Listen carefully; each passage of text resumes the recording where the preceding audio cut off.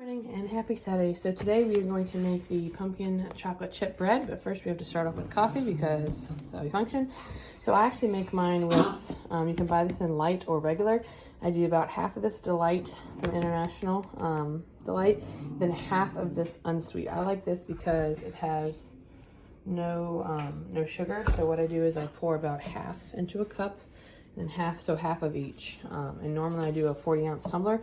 This is a little less, so obviously you just lessen it, but still same proportions. So that's how I make my iced coffee, with some ice in the cup. And once we get this and a few sips in, we will get started. We have our coffee, so we're ready to roll. Let me show you what mixture I use. Now you can make your pumpkin chocolate chip bread from scratch, or you can do what I do, and you just buy the box mix. Like $6 or $7, and then everything is included in it. It's Libby's, not Sally's. I keep wanting to call it Sally's, and it is some kind of good. And I add the chocolate to it. It doesn't normally come with it, so it comes with everything in this package. You mix it all together. I add the mini chocolate chips, so they're minier and not as hard to chew as the regular size ones. But we'll go through the steps to make this, and it is one of the best slows that you could make. So this is Libby's, and you can make it on your own. You just find a pumpkin chocolate chip bread recipe online. But we're going to use this one, so let's get started. Things you get in it: you get a can of pumpkin. Again, you can buy any kind of can of pumpkin. The baking aisle. This is the icing mix. I don't personally use this because I find it too sweet, but if you wanted to use it, it would be that part of the bread. I just mix it with milk, glaze it over top once it's cool. I don't really use that. Again, a little too sweet for my taste. We just put a little bit of sugar on top. And this is the actual mix itself that you'll mix with all the other stuff that you have to supply that the kit doesn't come with. So let's get started. Your oven to 350. Mine's already set for it, so we'll just set it there. Heat your oven to 350. Mine's already set for it, so we'll just set it there. Bowl to mix all your stuff in, and the first thing we're going to put in is the eggs. You'll need 4 it says large eggs, but I have regular eggs, so we're going to do 4 eggs in here. And I don't do the whole separating thing, I just put them in the bowl. So that's what we're going to do. I'm going to get my 4 eggs now. I got lucky. I just so happened to save 4 eggs. And another way you can tell, just to make sure if the date is a few days past, the trick is you get a bowl of water and sink in the water. They're good. If they float in the water, then they're bad. So these are still within the date range, so I'm going to go ahead and use them. Go ahead and crack these, and we'll put them in, and we'll have our 4 in the bowl here in a second. My 4 eggs in here, and now I'm going to do a cup of water. Pour that in. In case you're wondering, this is a Pioneer Woman measuring cup. It comes in a set of 4. They've been great. They're hard plastic and they work really well. They just stack inside each other. Next, we're going to do a half a cup of vegetable oil, and so I don't have to dirty up another measuring cup. I'm just going to take the 1 cup and then just half it. So put a half a cup of vegetable oil on that, and then we'll pour that in. About half a cup in there. There's a line on the side that's helping me, so that should be about good. Pour that in.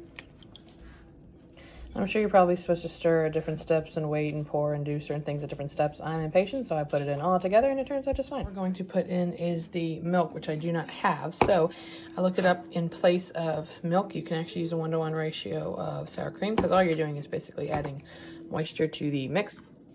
So I got my tablespoon here, and I'm just going to do a 1-to-1 ratio. And so instead of 2 tablespoons of milk, we'll do 2 tablespoons of sour cream. And I've done this before in bread recipes, and it turns out just fine. You can't taste it. It just really adds to the moisture factor. So I'm going to go ahead and we'll put these 2 in here with the rest of our mix. My vanilla. I'm just going to do a little drop of this, not a bunch.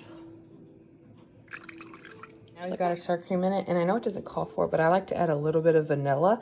I just think it adds that little extra something to it. So I'm going to go ahead and pour in the bread mix. Again, some people may do this at a time, slowly stir each time. I pour it all in and then mix it all together. So I'm going to go ahead and finish pouring this in, and then we'll stir it up. My favorite part's because you can really smell the brown sugar and cinnamon. I don't know if there's brown sugar, but like sugar and cinnamon. It's a really sweet smell when you pour it all in like that. About the canned pumpkin, so I'm going to go ahead and open this, and I'll pour this in as well.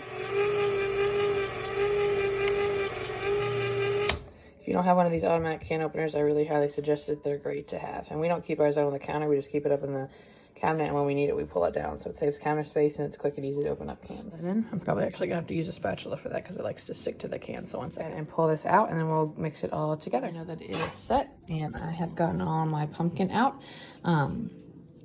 make sure you get it all from the can. And I just want to say, if you're not a big pumpkin fan, you don't have to be to like this bread. It's not an overwhelming taste. And neither is the chocolate. They just go together really well. So just wanted to put that out there. If you're like, oh, I'm not doing this, or I'm not going to try it because of the pumpkin, don't let that scare you. Honestly, it's really not that bad. It just blends in well with everything else. I'm going to go ahead and give this a stir. I almost forgot them, but I have my mini chocolate chips. I'm going to go ahead and pour those in. Generic brand works too. This is just what I have on hand. And you notice they're a lot smaller, so you can add more. They're really good. Don't be afraid to pour some in. So if you want to sample them yourself too, that's also really good. So pour those in, and now we'll continue mixing. I would do this in my mixer, but I'm lazy today and I don't feel like using all the pieces in that. So we're just going to do it by hand. It's really not that bad. And what I like to do, I forgot who taught me this, but when you go to mix it, you don't want to over mix it or else it makes the batter really tough. And then when you kind of go to spoon it, you kind of fold it from the bottom so you get those powdery flakes worked in really well if you're doing it by hand. So not necessarily beating it, but just kind of fold it over until it's all mixed in well, and then you can pour it in the pan you're going to cook in. So we mixed it up, and now we're going to grease up our pan, pour it in, and bake it for about 50 to 55 minutes, checking it occasionally. The dish I'm using is an old pink Pyrex dish. I love these because of the shape and stuff, and they're just classic, so I like my Pyrex dish. Then I'm using the non-stick foil. You can spray it if you want to, but I find that I think some with these old dishes is they kind of leave a brown mark. So I'm just putting this down. It makes it easier when it's trying to clean up, and because it's non-stick, I don't have to spray it. So I'll pour my batter in here and possibly another one because it might get a little overflowing. And then we'll bake it at 350 for 50 to 55 minutes, and then we'll check it when it's done. And sprayed both just in case, because with baking you never know. So we're gonna get our mix over here.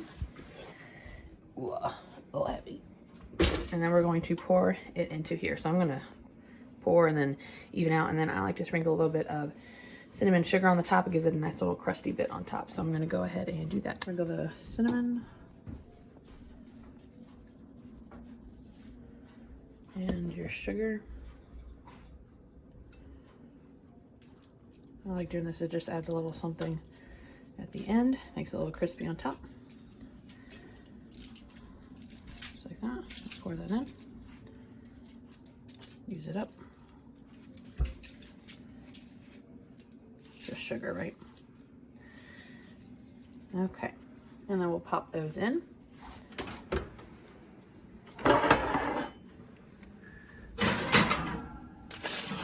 Should be able to go next to each other, just like that. And so we'll check those in about 50-55 minutes. In about 45 minutes, I am just checking by sticking a knife in the center, kind of slanted.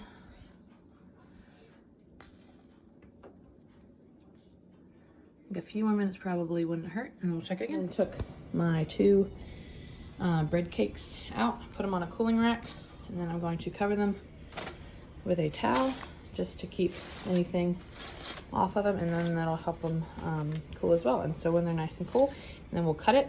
It should be very delicious. So we'll check back in a little bit. This is the final product.